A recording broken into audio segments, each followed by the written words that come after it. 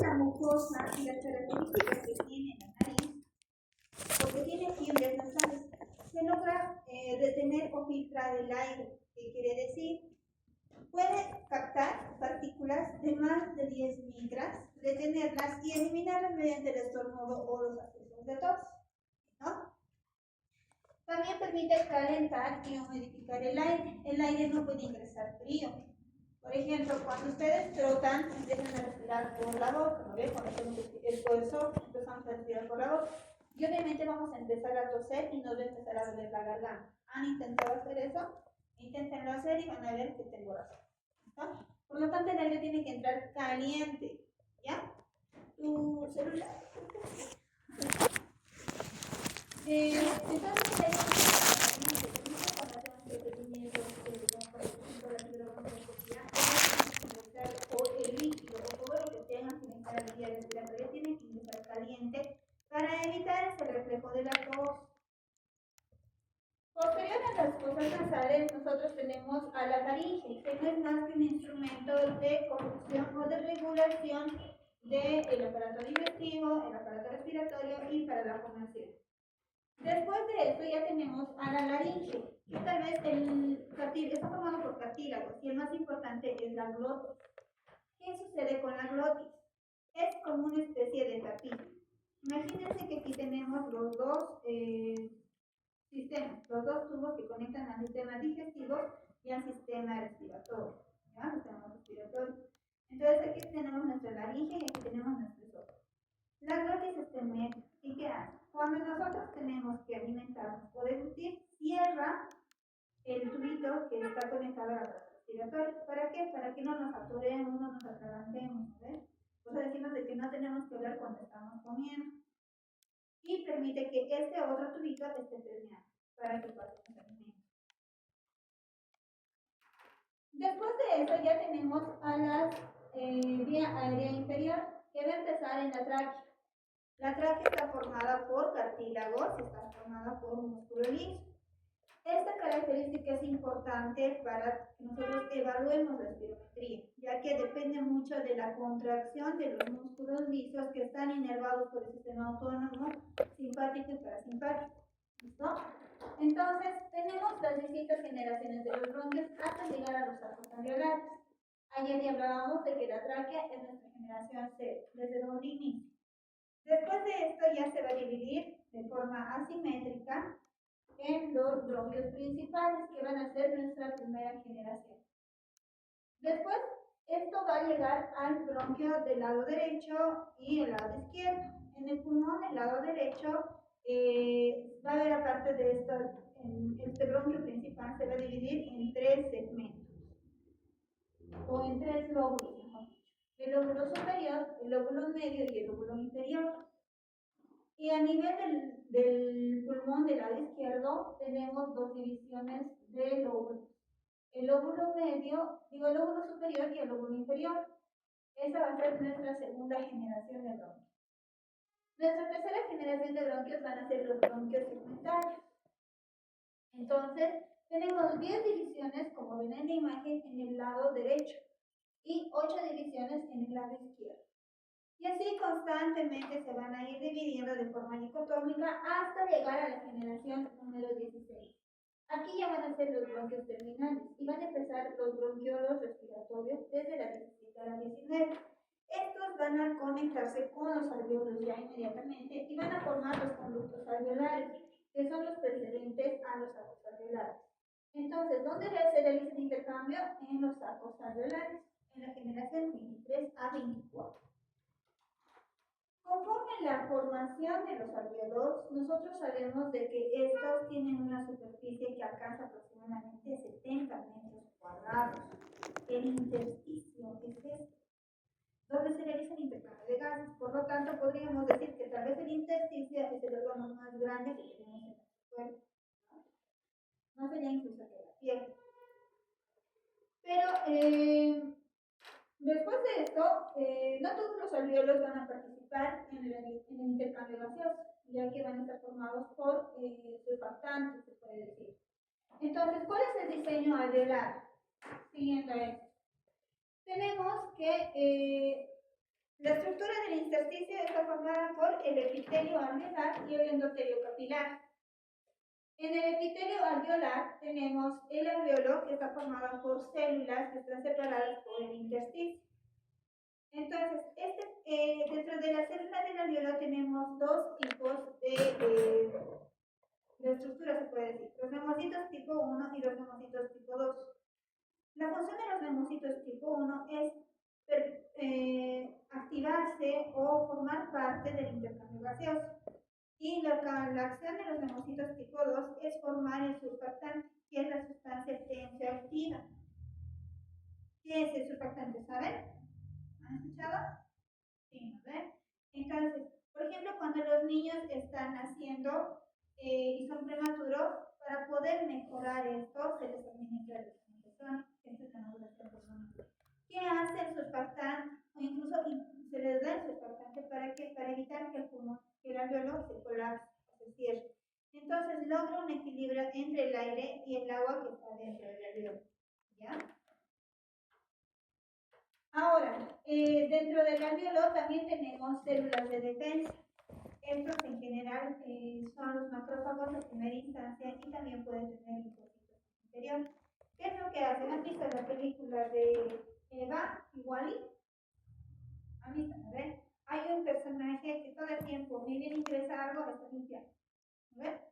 Entonces, esta es la capacidad o la acción que tiene prácticamente el alveolo. Purifica el aire que ingresa hasta nuestros alveolos, ya que solamente van a detener a nivel de las fosas nasales micras mayores a 10, pero las que son menores, imagínense de 1.5, ¿quién las libera? ¿Quién las mide? Obviamente, mediante va pasando por toda la vía respiratoria, se va a filtrar, pero si hay menores de una micro, por ejemplo, entonces el macrófago se pierde. ¿Ya? Lo que les decía, se concluye con aproximadamente 300 a 600 millones de alveolos y logra alcanzar una superficie de 70 metros cuadrados. El alveolo en sí es una célula grande, es una unidad grande, ¿ya? Y para poder cubrir a todo este alveolo necesitamos por lo menos 4 células endoteliales capilares. 4 células del endotelio capilar, ¿ya? Esto para que se pueda realizar o pueda cubrir las demandas del intercambio gaseoso. Es mucho más fácil que el dióxido pase hacia el alveolo. Eso es lo que sucede en el intercambio gaseoso. El dióxido de carbono, que se diluye muy bien en sangre, va a pasar al alveolo y va a pasar al alveolo y el oxígeno que está en el alveolo va a pasar al capilar y va a ser captado por el eritrocito para que lleve hacia toda la circulación la sangre. ¿Listo? Ahora tenemos que hablar de flujos. Bueno, primero vamos a hablar de lo siguiente. Después tenemos el área de intercambio gaseoso que les hablaba Cabrera. El intercambio de gases se realiza entre el parénquima pulmonar y los alveolos. Esta es la vía de conducción, la que les hablaba hace un momento.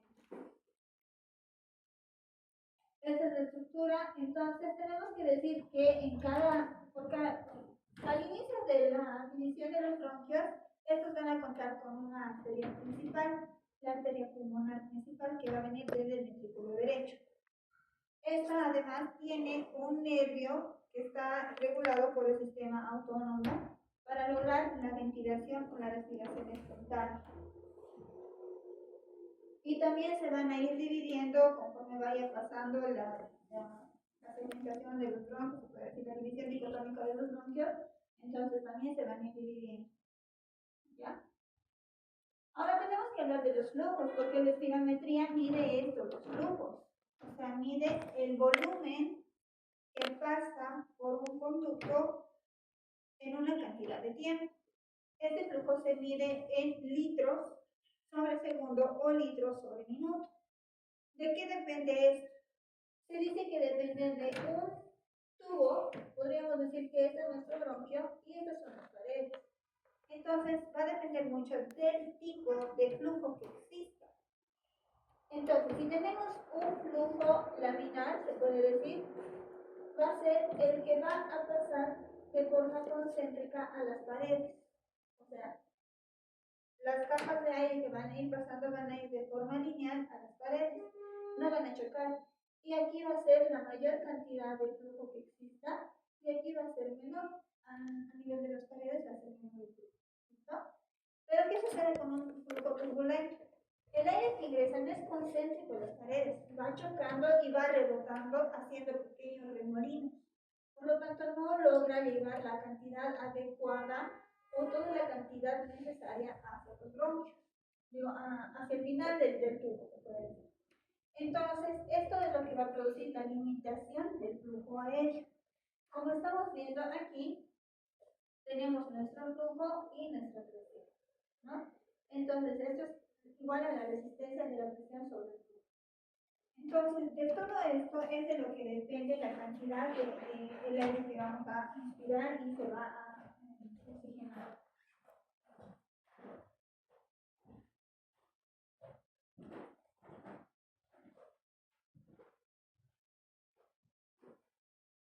Listo. Entonces, cuanto mayor sea el tamaño del tubo, por ejemplo, en esta gráfica, cuanto mayor sea el tamaño del tubo, va a haber menor resistencia de la pared. Estamos viendo de que el bronquio va disminuyendo de calibre cada vez que va dividiéndose. Por lo tanto, esto hace que aumente la resistencia. Menor diámetro, mayor resistencia. Lo mismo ocurre, por ejemplo, en las enfermedades respiratorias de tipo obstructivo. ¿Por qué? ¿Qué es lo que provoca que exista esta disminución del diámetro del bronquio?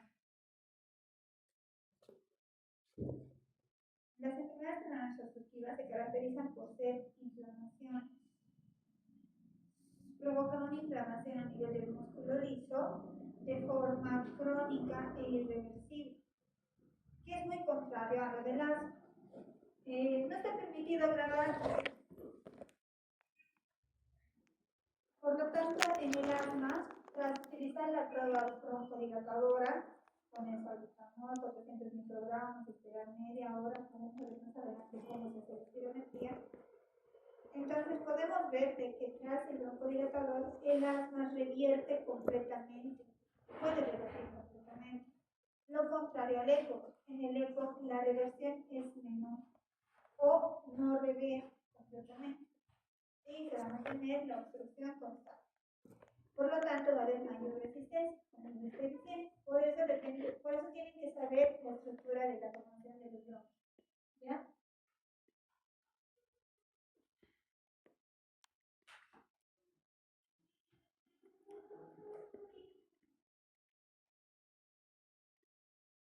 Ya. Ahora vamos a entrar en la espirometría como tal. Entonces, ¿cuáles son las principales variables que va a medir la espirometría? Va a medir la capacidad vital forzada. ¿Qué es la capacidad vital forzada? Es el máximo volumen de aire que uno puede exhalar después de haber logrado inflar completamente los pulmones. O sea, la inspiración máxima. El P1 es el volumen expirado en el primer segundo, es el flujo de volumen expirado en el primer segundo, pero de forma forzada.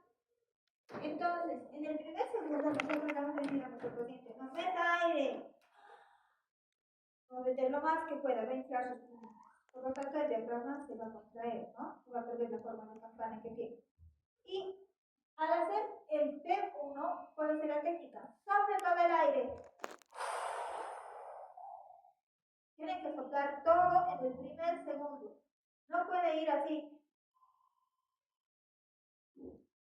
¿Has hecho esfuerzo? No, no ve. En el primero, pero sí, todo el esfuerzo que puede. Entonces, hay que insistirle al paciente que esta técnica se tiene que realizar de la forma que le estamos indicando, porque si no, no nos sirve, nos va a dar datos falsos. Después tenemos otra medida que es el PEP6, que es el volumen expiratorio forzado en el sexto segundo. Es decir, esta aspiración tiene que durar aproximadamente unos 6 segundos, logrando una cistela para que podamos decirle al paciente nuevamente, inhale. Este va a ser nuestro circuito cerrado. Tenemos espirometrías de circuito cerrado y de circuito abierto, ya donde no va a terminar con la nueva inhalación. Entonces también tenemos otro. El P1 y la relación del P1 y el IPVC. Quizás esta es la medida más importante que tenemos en nuestra espirometría, porque este nos va a indicar la relación que tiene el volumen expirado en el primer segundo con la capacidad de transportado. Es decir, la relación que tiene la cantidad de aire que hemos botado con el aire que hemos expirado. Vamos a ver si hemos botado completamente todo o se ha quedado una cantidad. ¿Ya? Entonces, esta es la relación de la regla más comúnmente utilizada para definir cómo funciona el flujo aéreo. Les hablaba del flujo y de la capacidad de la turbulencia y todas esas cosas que han visto, ¿no ven? En este otro gráfico. Porque si es que hay turbulencia, ¿creen que esto va a salir? No ven. Va a seguir chocándose con uno, con otro lado, entre remolinos, y no va a seguir fluyendo normal. Y esto es más o menos lo que podemos hacer. Si el tubito es más pequeño, ¿va a pasar de forma adecuada todo el aire que estamos metiendo? No ve. Entonces, lo que estamos sacando no va a pasar. Entonces, esto es lo que nos indica es la capacidad vital forzada y el tema, la relación, la obstrucción. ¿Ya? Después tenemos otro índice, el P1 en relación al P6. Entonces, es la relación que existe con el inicio de mi inspiración forzada hasta el final. Por lo menos unos 6 segundos tiene que durar mi inspiración forzada para poder decir en nuevamente. ¿Ya? Y el P, que es el flujo respiratorio máximo o pico, o sea, hasta dónde ha llegado lo máximo que he logrado respirar. ¿Ya? El máximo esfuerzo. Esta es una imagen característica de una espirometría. Entonces vemos que existen dos tipos de gráficos, ¿no? El primer gráfico nos indica el flujo, que hemos dicho cómo se mide en litros sobre segundo o en litros sobre minuto. ¿Ves? Entonces, para poder tener incluso una espirometría de forma aceptable, tenemos que saber que va a tener un inicio, un pico y un descenso para tener una buena finalización. Más adelante vamos a hablar de eso. ¿Ya? Y esta curva nos indica cómo ha metido aire el paciente y cómo lo ha eliminado para volver a inflar el pulmón. ¿Ya? Esta es la gráfica de volumen tiempo. Aquí es donde vamos a ver cuánto de aire está metiendo nuestro paciente y tiene que durar aproximadamente 6 segundos. ¿También lo ven? Mínimo son 6 segundos. Una persona normal o incluso los niños pueden lograr esta cantidad, ya exhalar. Por lo tanto, su capacidad vital forzada en relación con el P1 va a ser mayor al 80%. Si es menor al 80%, ya estamos hablando de alguna patología respiratoria. Podemos hablar de que el pulmón es pequeño. Por ejemplo, en el caso de la tuberculosis deja cicatriz, ¿ves? Incluso deja huecos, porque se lo va comiendo el pulmón del ácido de coche. Entonces, esa superficie que está con hueco o que está con cicatriz sirve, ya no sirve. Entonces, ¿qué hace? Que el parénquima sea más pequeño. Ya no hay una buena superficie de intercambio. O imagínense que tengo un quiste hidatídico. Ese quiste hidatídico que sea gigante, voy a tener que sacarlo, pero cortando el pulmón. Porque si lo. Ese es el riesgo. Si nosotros tenemos una caverna abierta, es un poco de infección. Por esa razón, muchos doctores prefieren cortar esa zona. Es un poco de infección porque ahí se van a poner a colonizar las bacterias, puede ser estafilococos, pseudomonas, o el más peligroso, un hongo. ¿Cuál es el hongo? ¿Conocer? ¿Sabía, no? El aspergillus, ¿ya? Para que pueda formar un aspergilloma, y eso sí es peligroso para la persona porque va a empezar a botar sangre. ¿Ya? Entonces, estas son las curvas importantes. ¿Qué datos son los que vamos a introducir en nuestro espirómetro? Muy bien, nuestro espirómetro tiene que tener las siguientes características. Tiene que tener una boquilla que esté conectada al espirómetro. ¿Esta boquilla para qué nos sirve? Para que la persona pueda por ahí exhalar el máximo de aire. Un dato que me olvidaba decirles. La presión que existe para que pueda descender el aire o ingresar es es mayor si se realiza mediante la boca. Por esa razón se realiza la intubación orotraqueal, ¿no? Para lograr un mejor ingreso de aire, porque esta presión es mayor. En relación a la nariz, por la nariz es menos, ¿ya?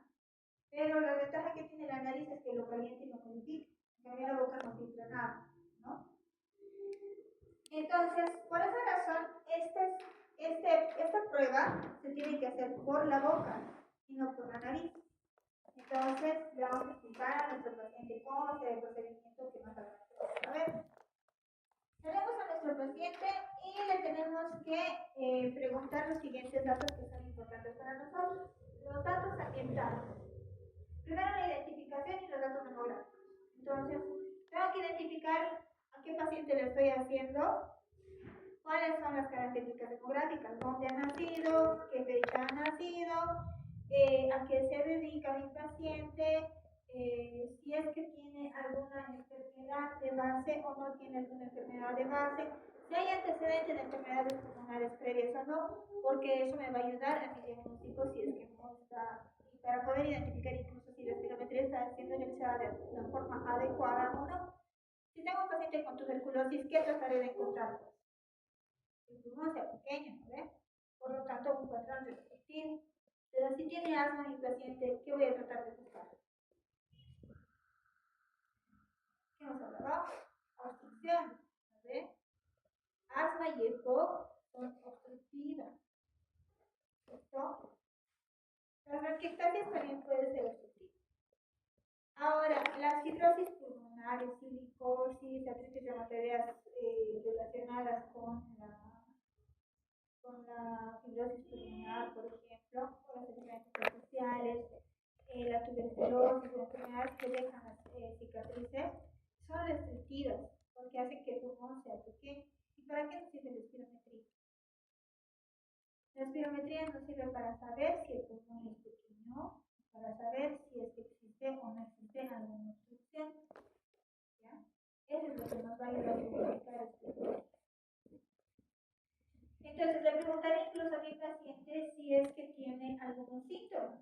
Algunas espirometrías ya vienen con unas tablas indicadas sobre algunos síntomas que el paciente puede tener. Por ejemplo, los pacientes respiratorios, ¿por qué vienen? Porque tienen tos, ¿no? Entonces hay que preguntar si es tos producida o es una tos seca. ¿Por qué también vienen? Porque sienten que les falta aire, ¿no? En algunos casos hasta se les tapa la garganta. Tienen distonía. O en algunas ocasiones, por ejemplo, han tenido alguna leucemia o han perdido el conocimiento, porque no ha llegado una buena oxigenación al cerebro. Por eso no desmayamos, ¿no? Entonces viene con algunos síntomas, incluso para saber si el paciente ya ha tenido hemoptisis. ¿Está?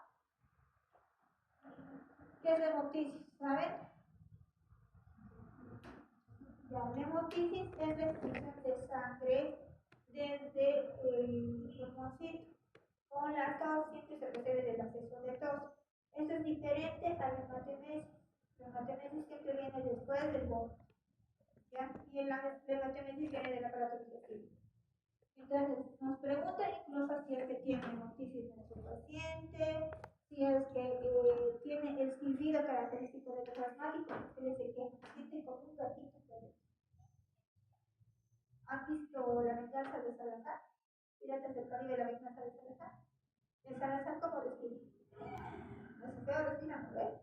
Esa es más o menos una obstrucción, una respiración de obstrucción. En los pacientes asmáticos con crisis pueden encontrar eso.